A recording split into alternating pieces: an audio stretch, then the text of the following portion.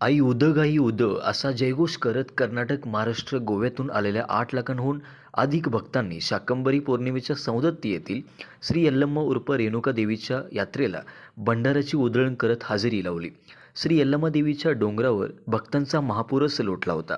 पहावे तिकडे भंडाऱ्याची उधळण आणि देवीचा जयघोष सुरू होता. शुक्रवारपासूनच भक्त डोंगरावर यायला प्रारंभ झाला होता. बैलगाडी, टेम्पो, रिक्षा, ट्रक, बस आदी वाहनातून भक्त यात्रेसाठी दाखल झाले होते. शनिवारी तर यल्लम्मा डोंगराकडे जाणाऱ्या रस्त्यांवर वाहतुकीची प्रचंड कोंडी होऊन 6 किलोमीटर इतक्या लांब वाहनांच्या रांगा लागल्या होत्या.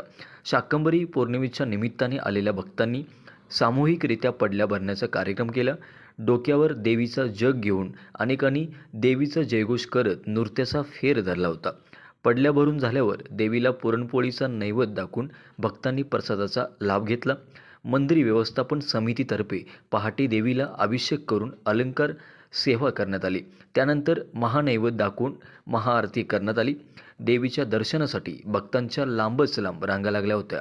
पूजेचे साहित्य, मिठाई, हळद कुंकू आणि खेळणी विक्री करण्यासाठी लावलेल्या दुकानात खरेदीसाठी गर्दी केली होती. यात्रेसाठी पोलिसांनी चोख बंदोबस्त ठेवला होता.